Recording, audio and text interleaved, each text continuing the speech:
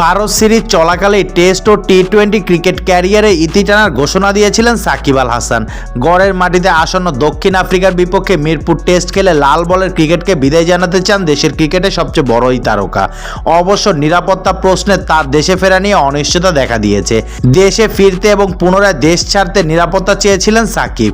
টাইগারে allrounder নিরাপত্তা ইস্যুতে Bangladesh cricket board বল ঠেলে দিয়েছে সরকারের কোর্টে। অন্তর্বর্তীকালীন সরকারের যুব ক্রীড়া উপদেষ্টা আসিফ মাহমুদ সজীব ভুইয়া বলেছেন, ব্যক্তিগতভাবে তিনি চান সাকিব আল হাসানের মতো একজন ক্রিকেটার দেশের মাটিতে টেস্ট ক্রিকেটকে বিদায় জানাক। দেশে খেলতে এলে সাকিবের পূর্ণ নিরাপত্তা দেওয়ার আশ্বাস দিয়েছেন তিনি। এরপর ভারতের গণমাধ্যমের সঙ্গে আলাপকালে সাকিবের টেস্ট খেলা নিয়ে বাংলাদেশের অধিনায়ক নাজমুল হোসেন শান্ত বলেন, সাকিব ভাইয়ের ব্যাপারটা যেটা বললেন, উনি যদি দেশের মাটিতে গিয়ে খেলতে পারেন এটা আমাদের প্রত্যেক ক্রিকেটারের জন্য একটা স্বস্তির ব্যাপার হবে। টি-20তে সাকিবকে ছাড়া ভারতের বিপক্ষে একাদশ গঠনের বিষয়ে শান্ত বলেন, সাকিব ভাইয়ের ব্যাপারটা হলো অবশ্যই উনি যেহেতু এতদিন ছিলেন এখন একটু মানিয়ে নিতে সমস্যা হবে, একাদশ সাজাতে একটু সমস্যা হবে, কারণ সাকিব ভাই দুই দিক থেকে ভালো কম্বিনেশন দিতেন, ব্যাটিং বোলিং। আমরা মিরাজকে দলে নিয়ে এসেছি, আশা করব মিরাজ যেন ওই জায়গাটায় দ্রুত মানিয়ে নেয়।